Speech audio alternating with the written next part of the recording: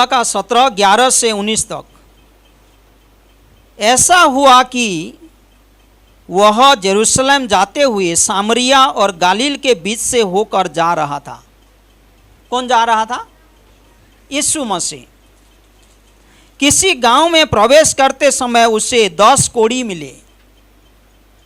कोढ़ी, लेप्रोसी, 10 कोढ़ी मिले। उन्होंने दूर खड़े होकर ऊंचे शब्द से कहा, हे यीशु, हे स्वामी, हम पर दया कर। उसने उन्हें देखकर कहा, जाओ और अपने आप को याजकों को दिखाओ। और जाते ही जाते हुए शुद्ध हो गए।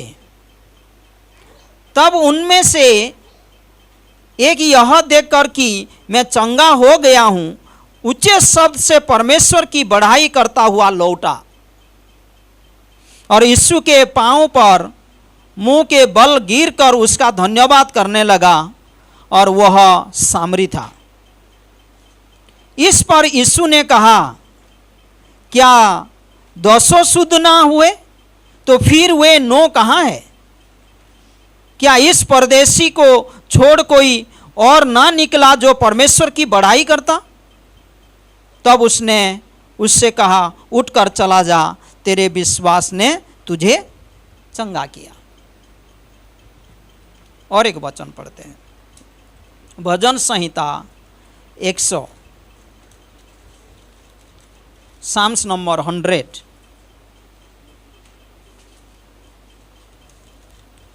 साम्स नंबर 100 में only few verses we can see, only 5 verses है, लेकिन 4 से पढ़ते हैं। देखिए, उसके फाटकों से धन्यवाद और उसके आंगनों में स्तुति करते हुए प्रवेश करो।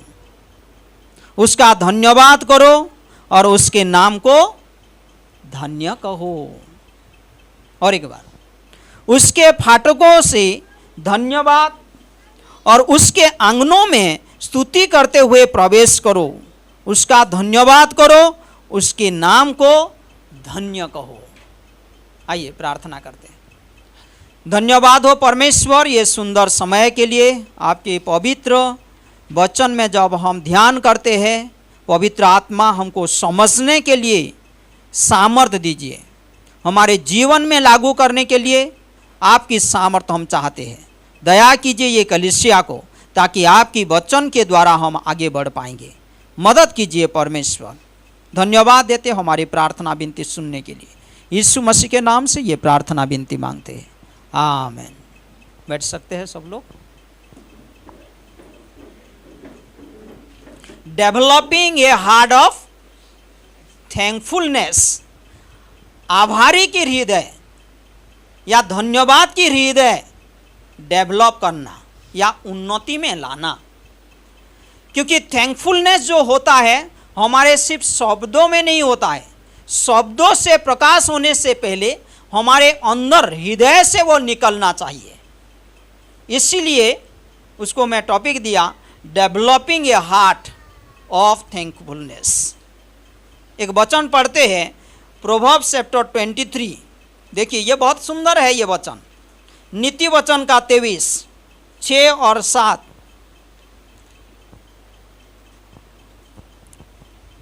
सब लोग को मिला? जो डाह से देखता है उसकी रोटी ना खाना, जो डाह से देखता है उसकी रोटी ना खाना, और ना उसकी स्वादिष्ट भोजन वस्तुओं की लालसा करना। क्योंकि जैसा वह अपने मन में विचार करता है वैसा वह आप है।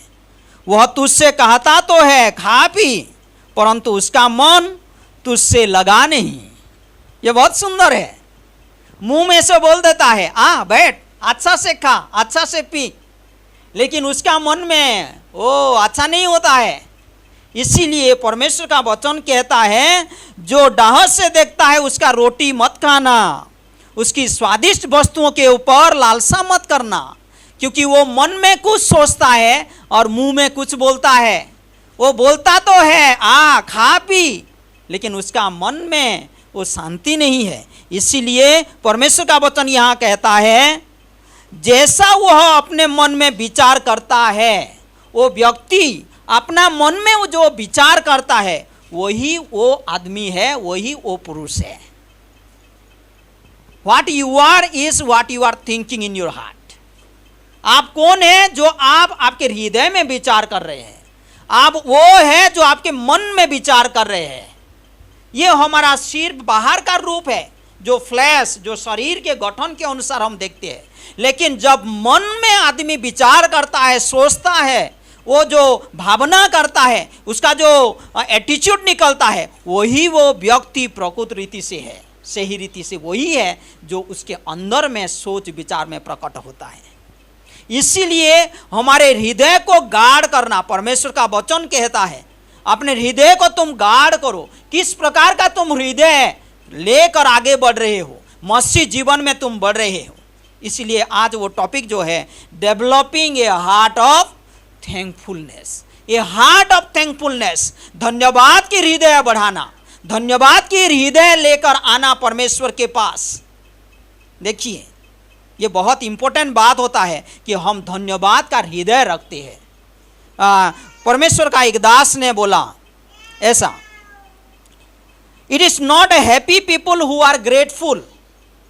जो लोग बहुत खुश रहते हैं वो कृतज्ञता रहते हैं या आभारी रहते हैं, ऐसा नहीं हो सकता है। लेकिन it is grateful people who are happy. लेकिन जो लोगों के हृदय हमेशा ग्रेटफुल रहता है, धन्यवाद का हृदय रहता है, वो लोग हमेशा खुश रहते हैं। खुश व्यक्ति कृतज्ञता रहता है, धन्यवादी रहता है, ये नहीं हो सकता है। लेकिन जो लोग कृतज्ञता रहते हैं, जो लोग थैंक यू बोलते हैं, दिल से मन से आभारी रहते हैं, वो लोग खुश रहते हैं। इसलिए हमको डेवलप करना है, क्योंकि उसका बहुत सारे बेनिफिट्स है जब हम धन्यवाद का हृदय को लेकर आगे बढ़ते हैं, है ना। आपका नेगेटिव थॉट्स रहता है, जब घमंड होता है आदमी थैंकफुल नहीं हो पाता है, वो आभारी नहीं रहता है। जो व्यक्ति कॉम्प्लेन हृदय रहता है ना, बार बार वो हमेशा कॉम्प्लेन का हार्ट रहता है, वो कभी भी थैंकफुल नहीं रहेगा परमेश्वर को। जो आदमी हमेशा डाउट करता रहता है, ये सही है या नहीं, कंफ्यूज रहता है, वो थैंकफुल नहीं हो पाएगा। जो व्यक्ति हमेशा चिंतित रहता है, वो व्यक्ति थैंकफुल नहीं रह पाएगा। लेकिन पॉजिटिवली आप देखेंगे, जो लोग नम्रता को इनवाइट करते हैं वो लोग थैंकफुल रहते हैं। कौन सा व्यक्ति थैंकफुल हो पाएगा? कौन सा व्यक्ति आभारी रहता है, थैंक यू निकलता है उसका हृदय से और मन से और उनके मुंह से? जो व्यक्ति नम्र है। इसका मतलब जो लोग धन्यवाद की बलि चढ़ाते हैं परमेश्वर के पास, वो लोग नम्र है एक्चुअली। दूसरा, वो लोग कंटेंट है। कंटेंट मतलब तृप्त है। इसलिए वो परमेश्वर के पास आते हैं तो क्या करते हैं? धन्यवाद की बलि चढ़ाते हैं, थैंक यू बोलते हैं। एक दूसरे को हम थैंक यू बोलते हैं जब हम कंटेंट्स रहते हैं, हम तृप्त रहते हैं। जब तृप्त नहीं रहते हैं, हम एक दूसरे को कभी भी थैंक यू नहीं बोल पाएंगे। नेक्स्ट, जब हम परमेश्वर के ऊपर पूरे रीति से भरोसा करते हैं, हम थैंकफुल हार्ट डेवलप करते हैं। परमेश्वर के ऊपर हम भरोसा करते हैं, जैसे कि रोमियो का 8:28 के अनुसार वचन कहता है कि तुम्हारा तकलीफ आएगा, परेशानी आएगा, लेकिन मैं तुम्हारे साथ रहूंगा और ये सारे परिस्थिति, वो सारे समस्या भी तुम्हारे भलाई के लिए होगा, परमेश्वर का वचन कहता है। और परमेश्वर के वादे के ऊपर जब हम खड़े रहते हैं तो हम परमेश्वर को धन्यवाद की बलि चढ़ाते हैं, तो हम ट्रस्ट करते हैं परमेश्वर की ओर। जब हमारा मन शांति होता है, हमारा मन शांति रहता है, हृदय शांति रहता है, हम क्या करते हैं? परमेश्वर को धन्यवाद की बलि चढ़ाते हैं। अशांति व्यक्ति कभी भी परमेश्वर को धन्यवाद नहीं बोल पाएगा। अशांति व्यक्ति कभी भी एक भाई बहन को थैंक यू नहीं बोल पाएगा। उसका अपीयरेंस तो बाहर में थोड़ा अलग है, लेकिन अंदर में थोड़ा अलग है। हम थैंकफुलनेस हार्ट को डेवलप करें, क्योंकि यह परमेश्वर का वचन कहता है।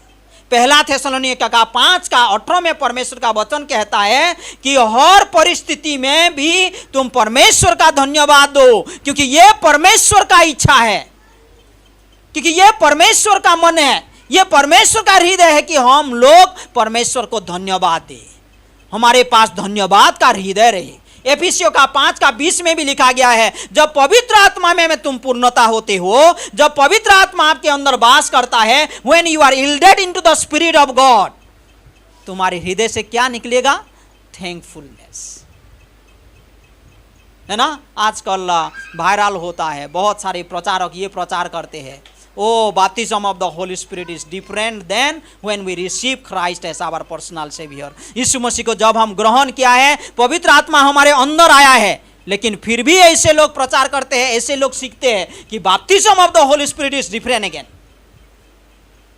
हाँ, लेकिन पहला कोरिन्थियों का 12:13 में लिखा गया है, हम सब लोग बपतिस्मा हुआ है पवित्र आत्मा के द्वारा।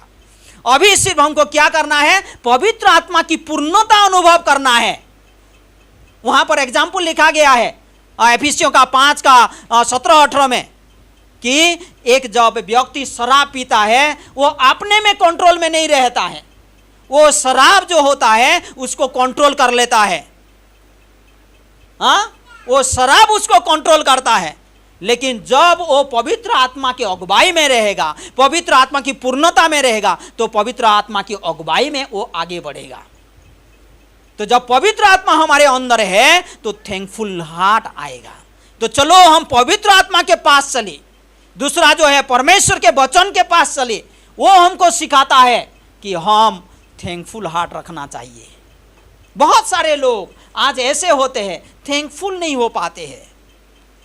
आउटवर्ड अपीयरेंस बहुत सुंदर हो सकता है, लेकिन उसमें पता चलता है कि वो पवित्र आत्मा की अगुवाई के द्वारा नहीं चलते हैं। हो सकता है वो लोग इमोशनल में चलते होंगे, लेकिन जब हमारा हृदय उछलता है, जब वो ओवरफ्लोइंग होता है, जब हम पीस रहता है, जब हमारे पास कंटेनमेंट रहता है, जब हमारे पास परमेश्वर के ऊपर पूरे रीति से भरोसा रहता है, जब मैं नम्र व्यक्ति होता हूँ, तो परमेश्वर के पास आता हूँ, थैंक यू बोलता हूँ। एक दूसरे को हम थैंकफुल हार्ट दिखाते हैं।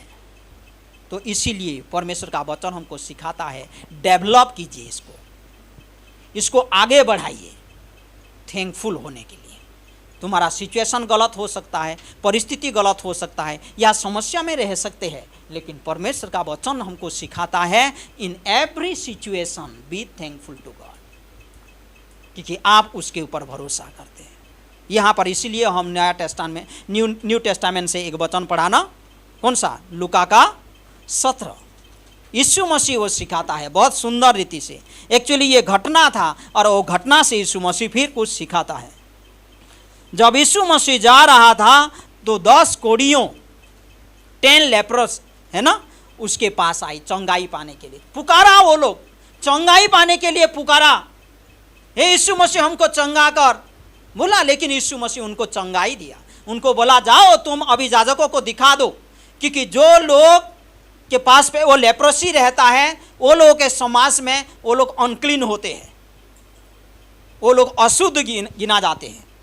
तो इसीलिए यीशु मसीह बोला, तुम अभी विश्वास से आगे बढ़ो, जाओ तुम्हारे याजकों को दिखा दो, क्योंकि तुम चंगाई हो गए। और वो लोग जा रहे थे और चंगाई प्राप्त कर रहे थे, परमेश्वर का वचन कहता है। लेकिन वो 10 कोढ़ियों से एक व्यक्ति परमेश्वर को धन्यवाद देने के लिए लौटता है। वहां पर ऐसा लिखा है ना, तब उनमें से एक यह देखकर कि मैं चंगा हो गया हूं, ऊंचे शब्द से परमेश्वर की बड़ाई करता हुआ लौटा। 16 में, और यीशु के पांव पर मुंह के बेल गिरकर उसका धन्यवाद करने लगा, और वह सामरी था। वो कौन था? सामरी था। ये लोग अशुद्ध गिना जाते थे यहूदी समाज में, वहां पर लोग नहीं जाते थे। आज भी आप जाएंगे साउथ इंडिया में, नॉर्थ इंडिया में बहुत सारे जगह पे अनटचेबल बोलते हैं ना, अछूत लोग बोलते हैं। ये सामरी लोग अछूत गिना जाते थे उस समय में। लेकिन वही व्यक्ति के बारे में परमेश्वर अभी यीशु मसीह अति सुंदर रीति से कुछ बातें बोल रहा है। देखिए, वो सामरी था। इस पर यीशु ने कहा, क्या 10 शुद्ध ना हुए तो फिर वे 9 कहाँ है? 10 लोग शुद्ध प्राप्त किया, 10 लोग चंगाई प्राप्त किया, लेकिन 9 लोग कहाँ गए? अभी वो सामरी व्यक्ति जो अकेला वापस आ रहा है। हाँ, क्या इस परदेशी को छोड़ कोई और ना निकला जो परमेश्वर की बड़ाई करता? ये परदेशी है, वो सामरी है। आपके नज़र में वो अछूत है, लेकिन वही व्यक्ति के पास समझ की बात है, वो व्यक्ति समझदार है, वो परमेश्वर को धन्यवाद देने के लिए आया, वो लौटा और परमेश्वर के चरणों पे गिर पड़ा।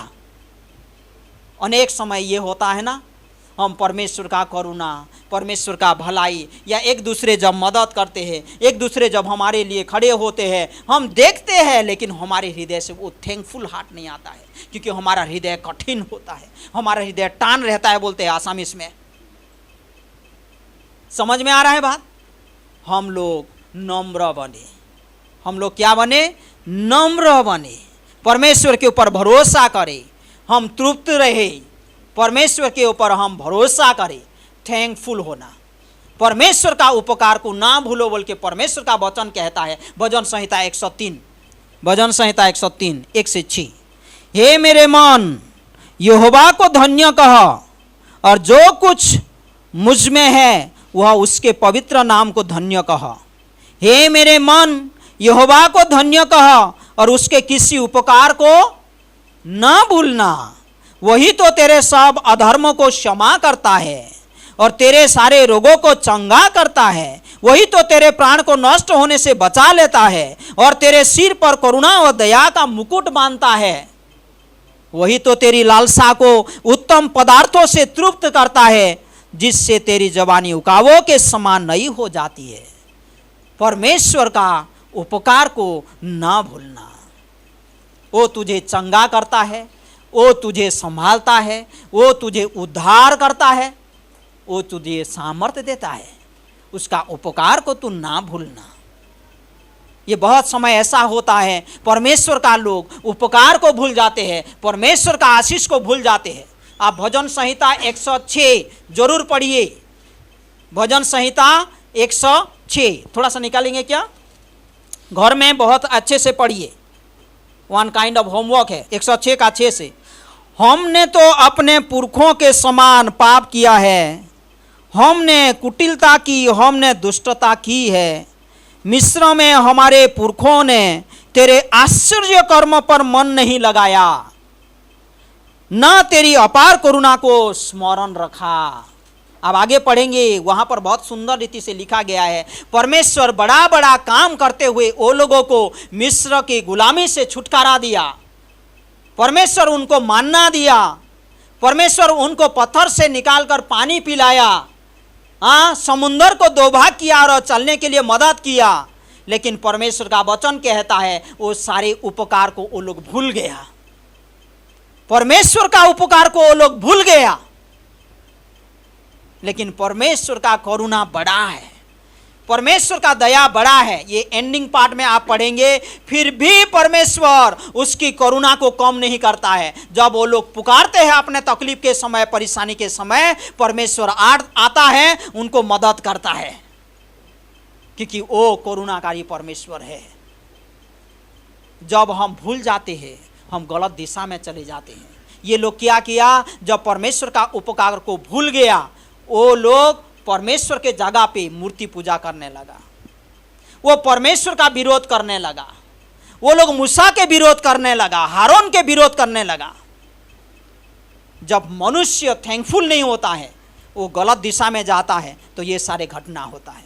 लेकिन परमेश्वर का महिमा हो, ये हमारे लिए गुड न्यूज़ है। परमेश्वर करुणाकारी है, उसकी बड़े करुणा के द्वारा हमको फिर संभालता है।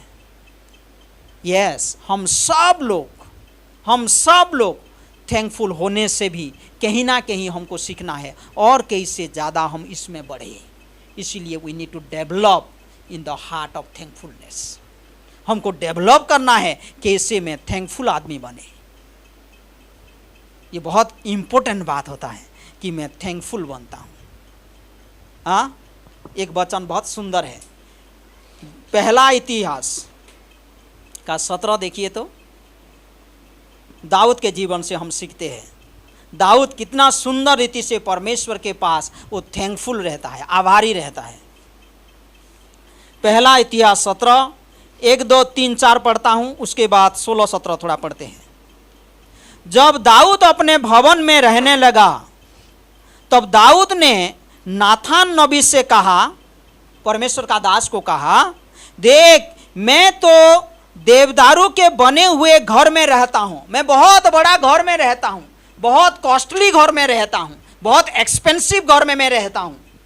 देख, मैं तो देवदारू के बने हुए घर में रहता हूँ, परंतु यहोवा की वाचा का संदूक तंबू में रहता है। लेकिन परमेश्वर का संदूक कहाँ रहता है?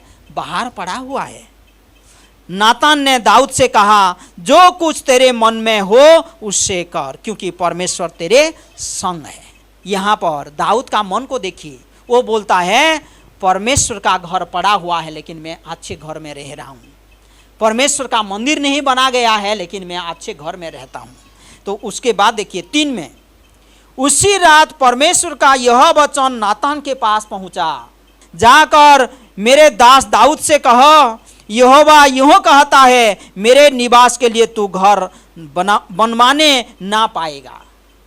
परमेश्वर का दास के पास वचन आया, जाकर तू दाऊद को बोल कि तू मेरे लिए घर नहीं बनाएगा।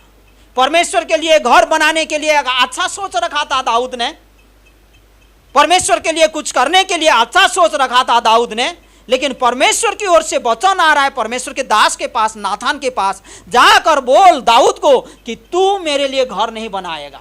लेकिन आगे का भरोसा पढ़ेंगे 11-12 में, वहां पर लिखा गया है, तेरे गोत्र तेरे वंश से एक पुत्र फिर जन्माऊंगा और वो बच्चा ने मेरे लिए घर बनाएगा। दाऊद ने निराश नहीं हुआ। अरे परमेश्वर के लिए मैं तो बहुत अच्छा सोचा रहा था, अरे परमेश्वर के लिए मैं कितना अच्छा सोच लेकर आया था, लेकिन परमेश्वर इनकार कर दिया।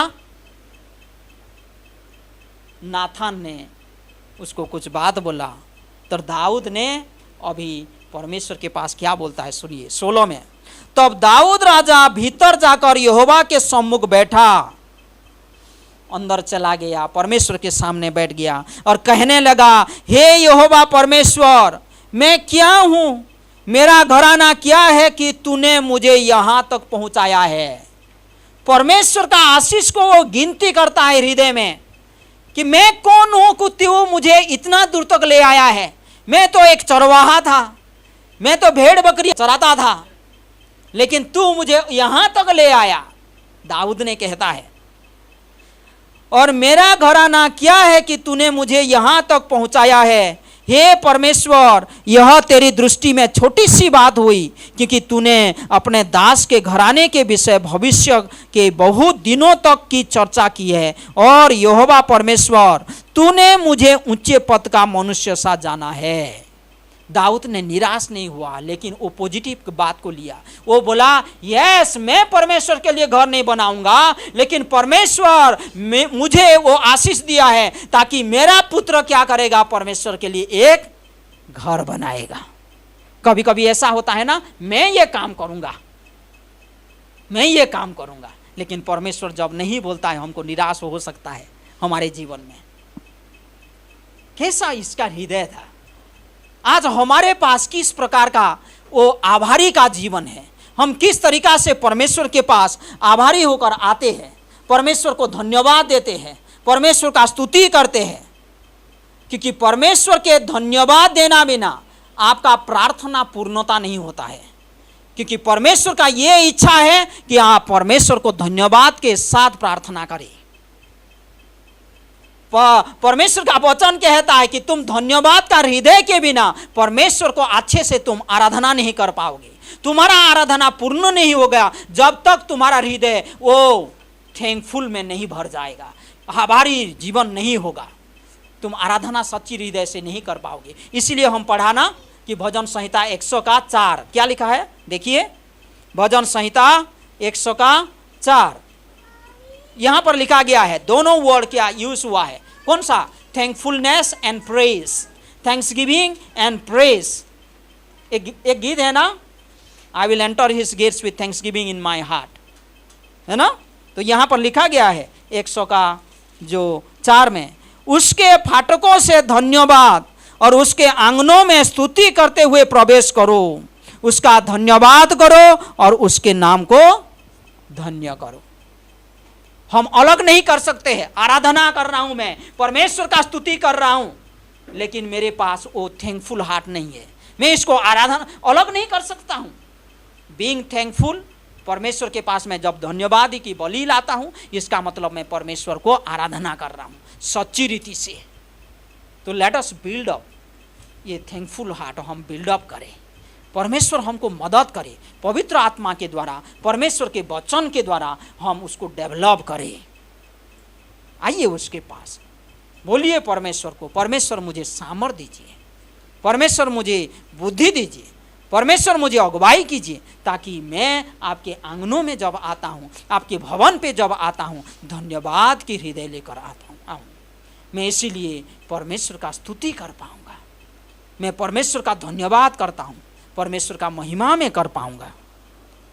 There are some things that spoil our thankful heart. कुछ कुछ चीज़ें हैं जो हमारे आभारी का जीवन को वो अलग कर देता है। नंबर 1 कौन सा है? डिसकॉन्टेंटमेंट, जो पहले हम सुना, हम तृप्ति नहीं है, तो इसलिए हम तृप्ति रहे। पौलुस ने क्या बोलता है? मैं तृप्त रहना जानता हूँ, मैं बहुत बड़ा घर में रहना भी जानता हूँ, या जब मेरे पास घर भी नहीं है मैं रहना जानता हूँ।